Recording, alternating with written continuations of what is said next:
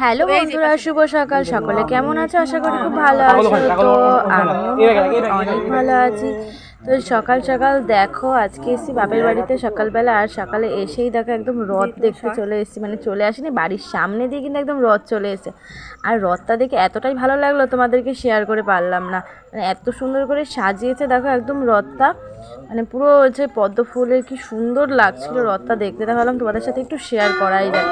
তো তার জন্য দেখো রথ টানা হচ্ছিলো। তো ওই সকালবেলা আমি এমন টাইপের ভালো টাইপের রথটা এসেছিল, একদম স্নান টান করে একদম রথ টেনে নিলাম। আর সময় তো রথ টানার জন্য দেখো লাপালাপি করছিল। তো ওকে জামা পরা ছিল, প্যান্ট পরাই ছিল না, ওইভাবেই নিয়ে চলে এসেছি। রথটা চলে গেলে টানা, তাও বাড়ির থেকে অনেকটা দূরে চলে এসেছিল, তাও নিয়ে এসেছিলাম যে একটু রথ টানো। তো দেখো রথটা টেনে আমি বললাম থাক বাবা, যেতে হবে না। তারপরে বাড়ি চলে এসেছিলাম। আর আজকে ছিল তো রথ বললামই, তার মধ্যে আরেকদিকে ছিল আমার দাদার বার্থডে। তো ভাবলাম দাদাকে একটু কিছু করে দিই। তার জন্য হচ্ছে গিয়ে দেখো এদিকটায় আজকে একটু দাদার জন্য রান্না হবে বিরিয়ানি। তাই সকাল সকাল একদম রান্নাবাড়ি বসিয়ে দিয়েছি। আর ওদিকটাতে বসিয়ে দিয়েছি পায়েস। তো পায়েসটা আজকে আমিই করবো। বাবা জাস্ট জল টল একটু মেপে টেপে দিয়ে গেল, আর জাস্ট সব কিছু আমিই করবো। আর পায়েসটা কিন্তু দারুণ হয়েছিল, আমি ফার্স্ট টাইম পায়েস করলাম, দারুণ হয়েছিল একদম গুড়ের পায়েস। তো এই দেখো এদিকে আলু ঠালুটা ভেজে নিচ্ছি। আমি ফার্স্ট টাইম কিন্তু পায়েস আর ফার্স্ট টাইম কিন্তু বিরিয়ানি করছি। আর বিরিয়ানিটাও কিন্তু দারুণ হয়েছিল, মানে প্রথমবার করলাম, জানি ভাবতে পারিনি এতটা ভালো হবে। আর বিরিয়ানির মেন জিনিসটা মানে মাংসটা আমার দাদাই করেছিল, আর বাদ বাকি সব আমিই করেছিলাম। মাংসটা দাদাই রান্না করে দিয়েছিল, ও ভালোই রান্না করে, একদম টেস্টি। ওর জন্মদিন ওই রান্না করেছে, মানে কি বলার মতন না, একদম মানে খুবই টেস্টি করে মাংসটা করেছিল। যার জন্য এই বিরিয়ানির মানে স্বাদটাও একদম চেঞ্জ হয়ে গেছিলো, এত সুন্দর লাগছিলো। তারপরে দেখো আলুগুলো একটু ভেজলাম, যে আমি তো কোনোদিনও করিনি, যে আমার মতন স্টাইলে আমি করলাম। গান শুনছে, আর এই দেখো এইদিকে শোনা হচ্ছে গান শুনছে। আর এই দেখো মানে এত ভালোবাসে চালালে এই শুধু বলবে গান দিতে। তো মামা ওইদিকে গান চালিয়েছিল, সেই যখন গান চালায়নি ও এমনি বলে আপি আপি আপি আপি আপি এরকম করে সবসময় জানানো, মানে এত হাসি পায় না। ও কি আপি মানেটা আর কি আমি সেটাই বুঝলাম না, সব সময় আপি আপি আপি আপি করে যাবে। তো নেচে নেচে আবার একটু হাঁপিয়ে গেল। তারপর দাদুর কোলে উঠে পড়লো, দেখো দাদুও কোলে নিয়েছে, মানে বলার মতো না একদম। ও মানে ও যেরমভাবে নেবে সেরমভাবে ও খুশি। এদিকে ঠাকুমা বললাম ঠাকুমা একটু হাই করে দাও তো সবাইকে। ঠাকুমা বলছে হাই, মানে উনি কি বুঝতে পারছে না কী হচ্ছে। আমি বললাম একটু হাই করে দাও। তো তারপরে যাই হোক আবার ওদিক থেকে একটু মজা টজা করে চলে গেলাম আবার রান্নাঘরে। দেখো মানে আমি কী করি বলো, বাপের বাড়ি আসলে আমি এই করি, একবার ঘরে গিয়ে একটু মজা টজা করে একটু ইয়ে করে আবার যাই, আবার তারপরে রান্নাঘরে থেকে মানে রেস্ট নিয়ে শ্বশুর বাড়িতে তো তাই হয় না, একবারে রান্না করা তো ওপরে চলে যায়। নিচে থাকলে একটা ব্যাপার যে রান্না করবো একটু গিয়ে শুই, কিন্তু সেটাও হয় না, যেহেতু আমার ওপর নিচ করতে হয়। তার জন্য একদম রান্নাবাড়ি করে তারপরে যাই। তারপরে দেখো এদিকে পায়েসটাও কমপ্লিট হয়ে গেছে। আর পায়েসটাও কিন্তু দারুণ লাগছিলো একদম। দেখো এখন তো পাতলা পাতলা লাগছে, পরে পুরো জমে গেছিলো মানে পায়েসটা, জলটা একটু দিলে মনে হচ্ছে ভালো হতো, মানে তাও ওই পায়েসটা খুব টেস্টি হয়েছিল খেতে। তারপরে এই যে এখন বেরেস্তাটা ভেজে নিচ্ছি। আমি কিন্তু পারি না, যে দেখো বেরেস্তাটা কি ঠিক ভেজেছি কি ভাজিনি সেটা তোমরা কমেন্ট করে জানিও।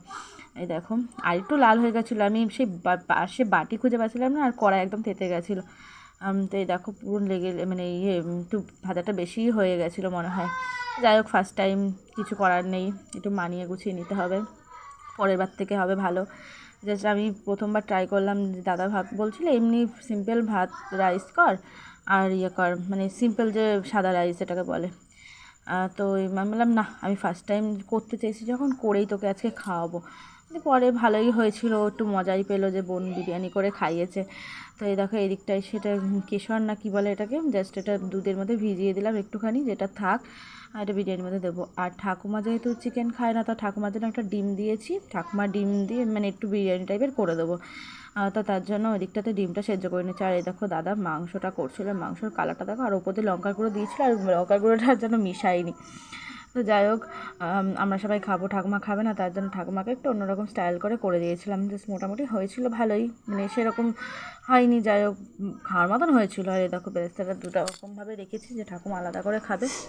তারপরে দিয়ে দিয়েছিলাম দাদাকে খেতে। এই দেখো দাদা বলছে অত সাজিয়ে দিতে হবে না, তুই দিয়ে তো ঢেলে। আর ভাতটা একটু দিয়েছিলাম, আর এমনি বিরিয়ানি সিম্পলভাবেই দিয়েছিলাম। দাদা বলে অত ঝামেলা করতে হবে না, জানা হয়নি। যাবেই না। বললো আমার ভালো লাগছে না, অত কিছু কিছু করতে হবে না, যতটুকু পেরেছি ততটুকুই করে দিয়েছি। আর আমার বাবার কাজ দেখো, মানে কি বলবো, মানে ওর সাথে এত মজা করে না, ওই নিয়ে আমরা আলোচনা করতাম তুমি কি করলাম, ওর মুখে না কি খাচ্ছ, আচ্ছা আমার নাতি হয়তো খাবো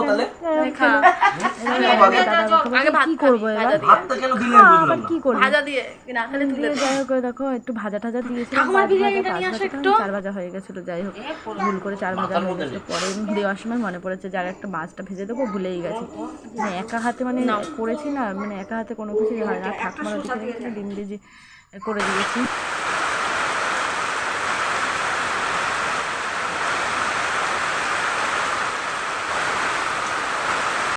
আর এইদিকে দুপুরবেলা কিন্তু একদম বৃষ্টি নেমে গেছে, দেখো সেই মুষলধারায় বৃষ্টি নেমেছে, দেখলেই তোমরা বুঝতে পারছো কীভাবে জল পড়ছে, আর রাস্তা একদম কিন্তু জলে আমাদের পুরো ভেসে গেছে, মানে আমাদের এই রাস্তায় একটুখানি বৃষ্টি হলে পুরো বন্যা হয়ে যায়, মানে রাস্তা দিয়ে চলাচলের মতন অবস্থা হয় না। আর দেখো গাছটাতেই জল পড়ছিলো, এত সুন্দর লাগছিল না ভিজা গাছটা দেখতে, এই দেখো কি সুন্দর লাগছিল।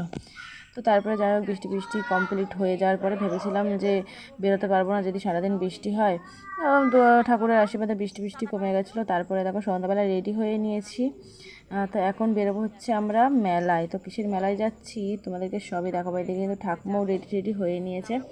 তো আমরা আজকে রথের মেলায় যাব, তার জন্য কিন্তু রেডি হয়ে নিয়েছি, তো সকালে বললামই রথের মেলায় যাব, তার জন্য রেডি হয়ে নিয়েছি। তো চলো তোমরাও রথের মেলাটা পুরো দেখো, তোমাদেরকে মনে হয় আমি আরও একবার শেয়ার করেছিলাম প্রথম বছরে, তো এবারও তোমাদেরকে দেখাবো, মানে এবার বরমশাই নাই, এবার বান্ধবীর সাথেই যাব, আর ওখানে গিয়ে অনেক বান্ধবীর সাথে দেখা হচ্ছিলো, তোমাদের সাথে আর কিছু শেয়ার করতে পারিনি, অত কিছু মানে করতে পারিনি মেলায় গিয়ে যত করেছে। আর এই দেখো চলে এসে ঠাকুরটা, ক্যামেরাটা অতটা পর্যন্ত যাচ্ছিল না যেহেতু ফোনটা সেরকম।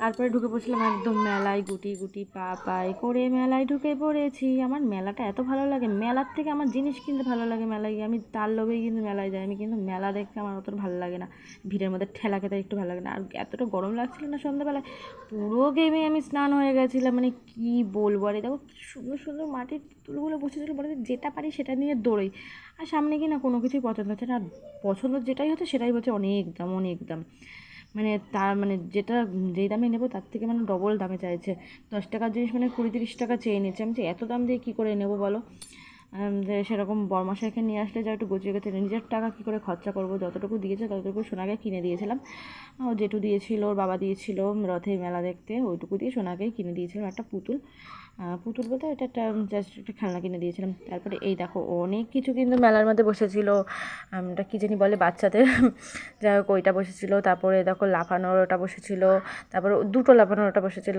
ওটাকে কি বলে আমি শিওর নাম জানি না, তোমরা কিছু মনে করো না, আমি নাম পাম অত কিছু জানি না। তো আগেও এখানে নাগরদোলনা বসতো, এখন সব তুলে দিয়েছে, মানে মেলার জায়গাটা বলো তো কি ছোট হয়ে গেছে। পাশে একটা পার্ক হয়েছে, পার্কে তো এসেছিলাম, তোমরা দেখেছো আগে, ওই পার্কে এসেছিলাম অনেকবারই। তো ওই পার্কটার কারণে না মানে মেলার জায়গাটা ছোট হয়ে গেছে, নয়তো খুব মজা হতো জানো না, অনেকটা বড় জায়গায় হতো, নাগরদোলনা বসতো 2-3টে করে, মানে আরও অনেক কিছু বসতো, অনেক কিছু, মানে সেই আনতে সব কমে গেছে, বাচ্চাদের অনেক জিনিস বসতো। আর এই দিকে সোনা আমাকে খাইয়ে দেওয়ার জন্য ব্যস্ত, ওকে পাপড় দিয়েছে, ও বলছে খাবো না। আর এদিকে বান্ধবী তো লজ্জাবতী কন্যা একটা, মানে কিছুই করতে চায় না ভিডিওর, যে বলছে আমাকে তুলিস না, তো আমি তুলবো তো অবশ্যই, দিয়ে তার সব মুখটুকু, ওকে তো সবাই চেনই, আর বান্ধবী অনেক সময় তোমাদের ভিডিওতে আমি দেখিয়েছি। তো ওই রাজকন্যাই, ও মুখ দেখতে চাইছে না, কারণ আজকে একটু ওর মানে কি বলবো একটু সাজুগুজুটা কম হয়ে গেছিলো, যার জন্য মানে করতে চাইছিল না। তারপরে তো মানে কি বলবো, সোনাকে নিয়ে এসেছিলাম একটু এদিকটা, আমি ভাবছিলাম মানে উঠবে না, ভয়টাই পাবে, হাই ভগবান, আমার তো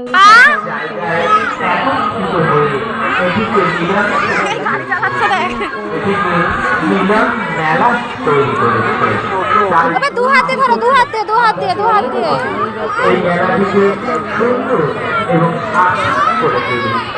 সবাই বলছে বাচ্চাটাকে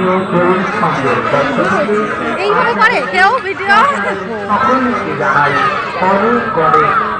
দেখ ক্যামেরায় কর, এই যে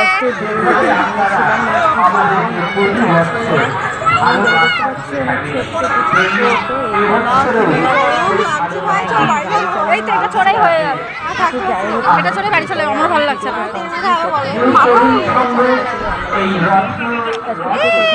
ভিডিওটা কেমন লাগলো অবশ্যই জানি, আর তোমরা কেমন রথ দেখলে কোথায়।